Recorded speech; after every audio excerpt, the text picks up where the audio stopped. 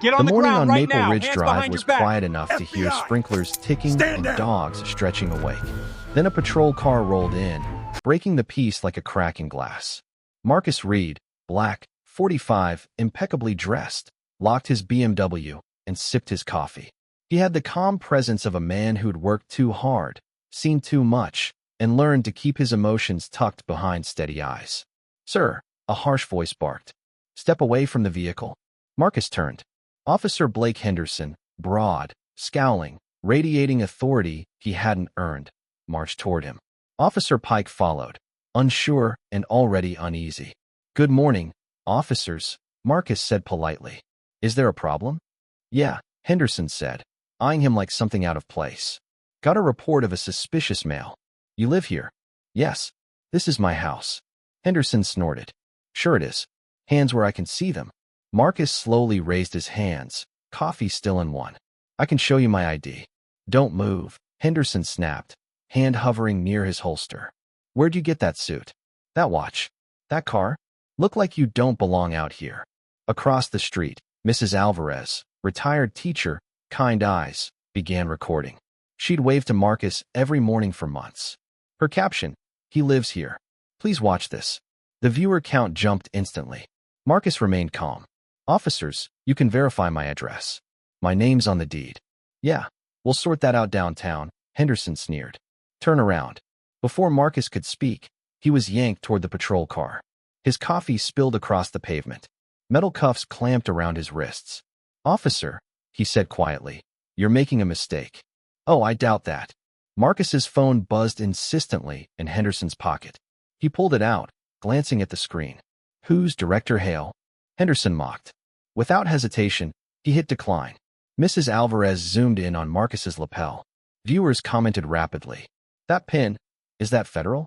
I recognize that, FBI maybe?" A second squad car arrived, Sergeant Morales stepping out with wary professionalism.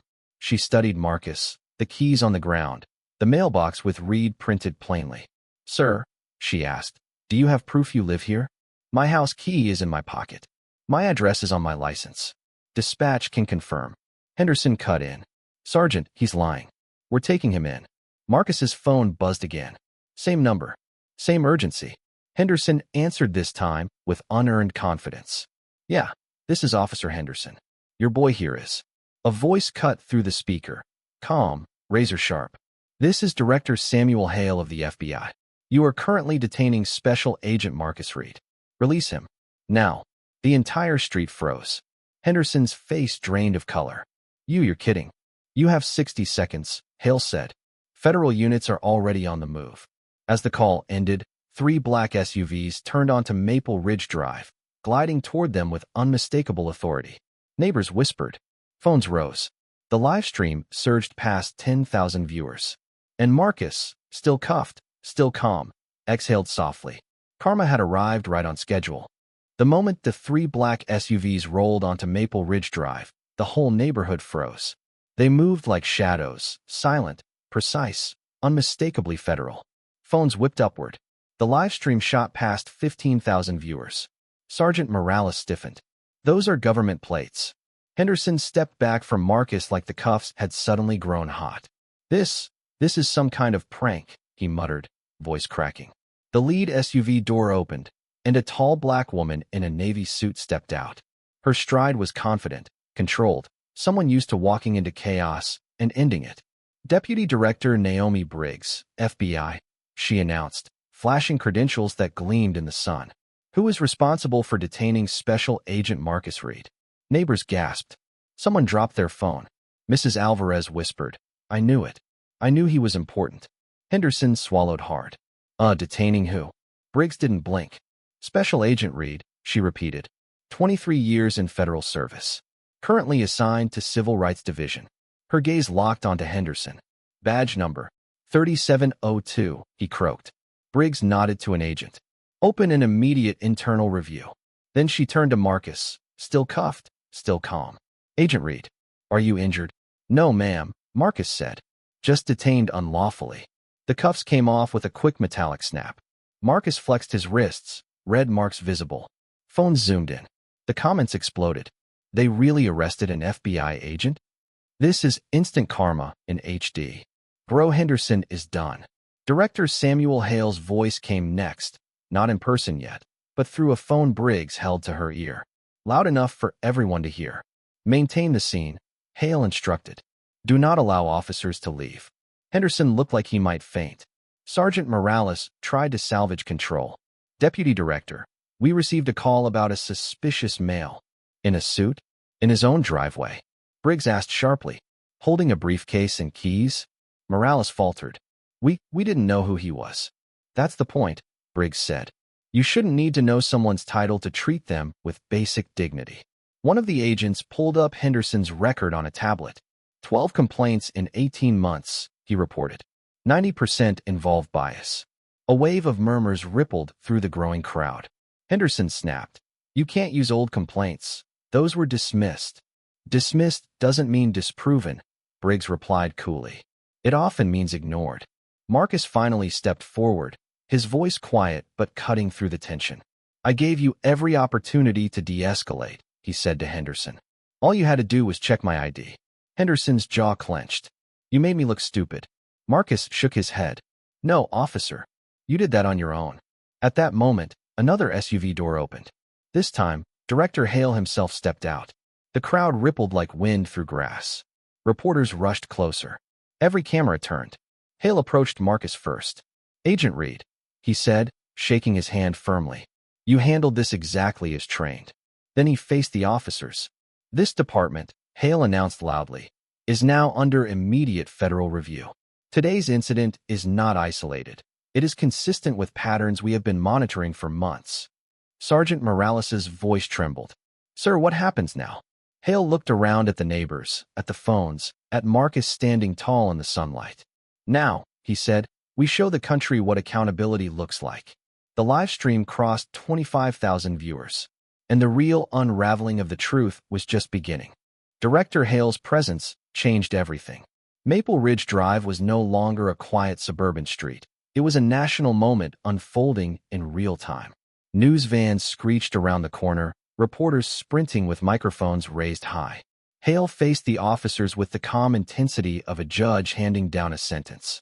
Sergeant Morales, he said, your department has been under federal observation for months.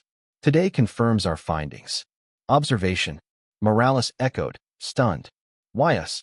Deputy Director Briggs stepped forward. Complaints. Patterns. Bias indicators. And now this. She nodded toward Marcus's wrists, still marked from the cuffs. Phones zoomed in. The live stream surged past 35,000 viewers. Henderson looked between the agents, confused and shaking. You set us up. Marcus turned toward him slowly. No, he said softly. I bought a house and stood in my own driveway. You chose everything else. A wave of murmurs passed through the crowd like a physical force. Briggs raised a tablet displaying a chart. Officer Henderson, in 18 months, you've accumulated 12 complaints. 9 for racial bias. That's not coincidence. That's a pattern. It's not fair, he snapped. People lie. They file complaints all the time. Yet somehow, Marcus replied, 9 different people with no connection described the same behavior. Henderson opened his mouth, but no words came out. Sergeant Morales stepped closer, fighting dread. Director, are you saying this incident was recorded as part of an investigation? Yes, Hale said bluntly. Operation Mirror, our national program analyzing biased policing responses. Agent Reed volunteered for this assignment. Gasps rippled across the street. You mean, Mr. Patel said loudly. He moved here on purpose because he knew something like this might happen? Marcus met his eye. I hoped it wouldn't, but I prepared for the possibility. The cameras caught every word. Operation Mirror, Hale continued, targets police departments with high disparity metrics. Brookfield's numbers were among the worst in the state. Today, you confirmed them. Morales closed her eyes. Henderson staggered back like he'd been hit. One reporter shouted, Director Hale, will officers face suspension? Hale didn't hesitate. Yes. Effective immediately, Officer Henderson is suspended pending federal review. The crowd erupted, some cheering, some gasping. Henderson's face crumpled. Suspend me? For what? For doing my job. No, Marcus said quietly. For doing it badly. Morales tried desperately to regain control. Director, with respect, We followed protocol. You followed prejudice, Briggs corrected. Protocol only matters when applied equally. Another agent approached Hale and whispered something. Hale nodded, then addressed the crowd. For transparency, he said, we will be releasing a report of this department's bias statistics. The public deserves to know. Phones exploded with notifications. The hashtag Agent Reed was trending nationally. Mrs. Alvarez, hands trembling, kept recording. This, she whispered into her mic, is history. Briggs pointed to the mailbox labeled Reed. You ignored the address in plain sight, she said. You ignored his ID. You ignored the neighbor verifying him. What exactly would have satisfied you? Henderson's voice cracked. People like him don't. He stopped too late. Briggs's expression hardened. Finish that sentence, officer. He swallowed the words. You already did, Marcus said. Silence fell. Then Hale delivered the blow that ended the debate. This incident, he said, will be used in federal training programs nationwide as an example of what not to do.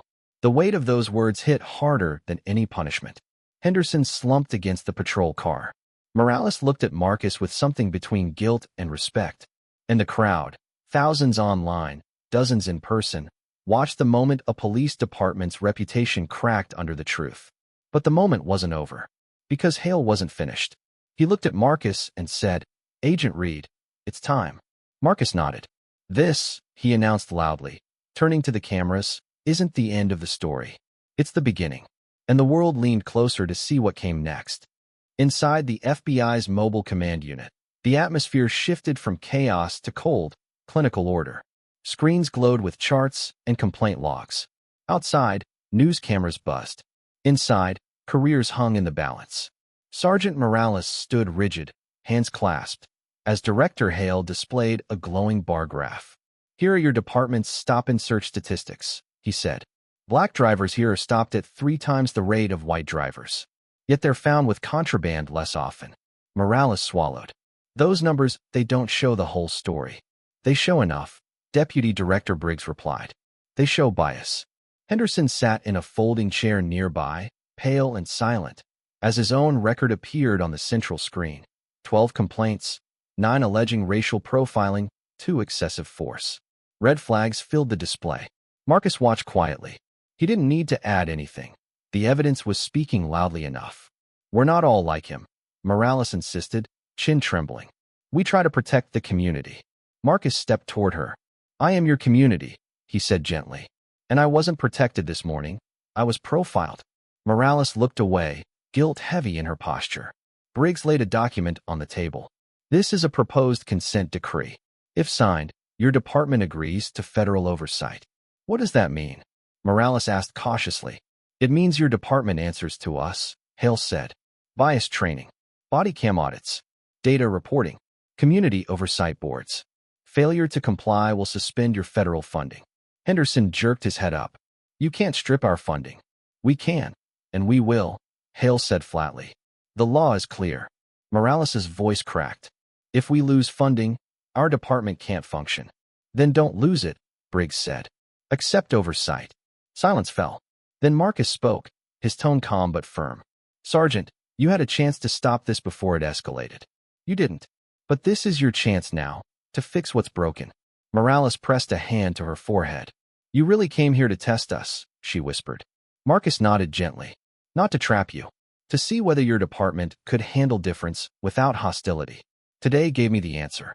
A soft knock interrupted the tension. An agent leaned in. Director, the media is preparing for your statement. Good, Hale said. They'll want to hear this. He turned back to Morales.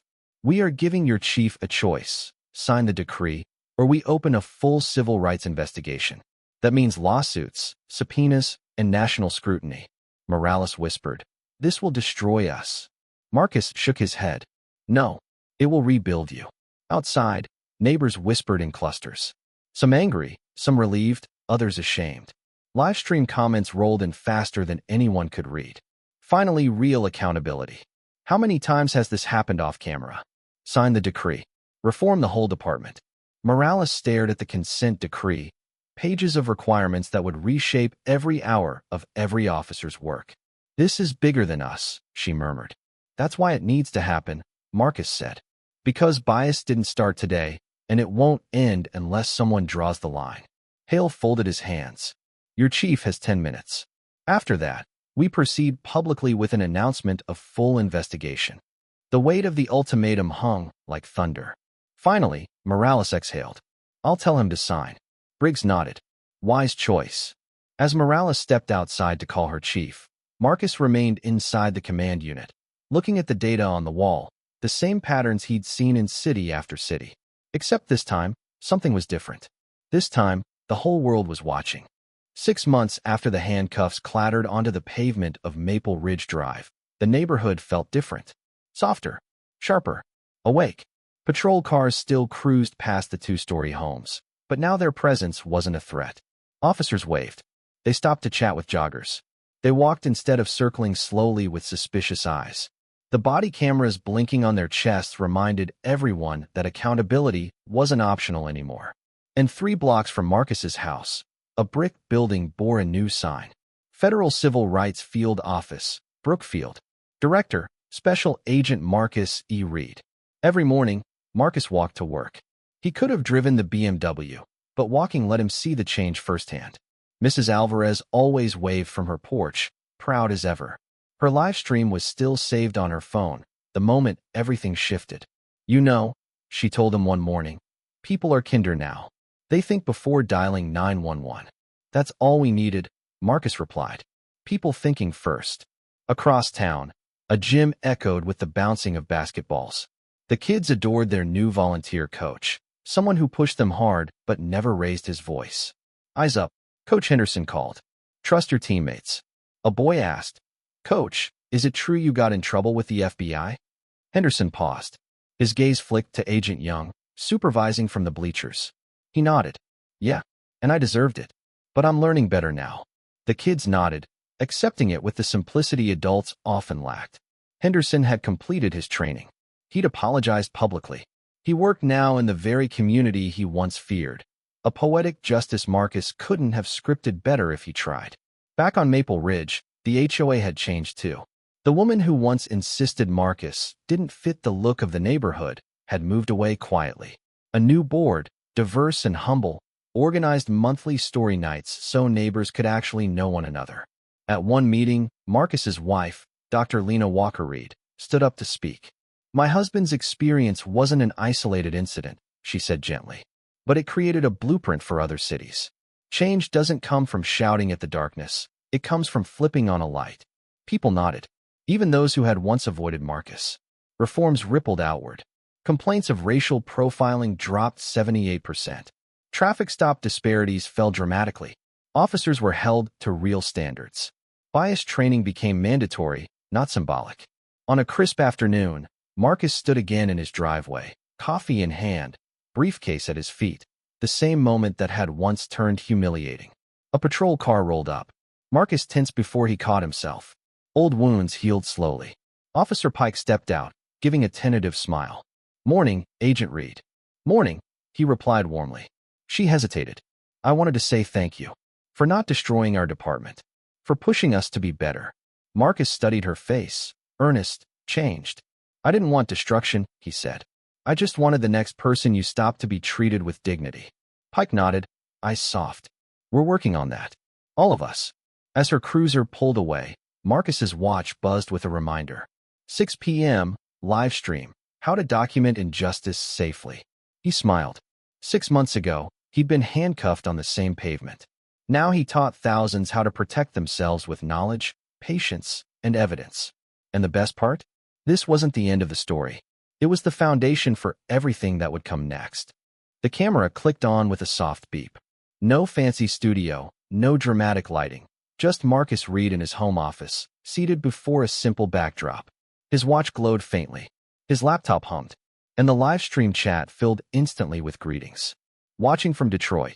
Brazil here, same struggles. Agent Reed, thank you for your story. Marcus smiled, steady and warm. Good evening, everyone. 6 months ago, I was handcuffed in my own driveway. Today, I lead a federal field office dedicated to preventing that kind of injustice. The chat exploded with support. It's important you know this, Marcus continued. What happened to me wasn't rare. What happened after was. He leaned closer, voice lower, drawing viewers in. I stayed calm because every injustice recorded clearly becomes evidence.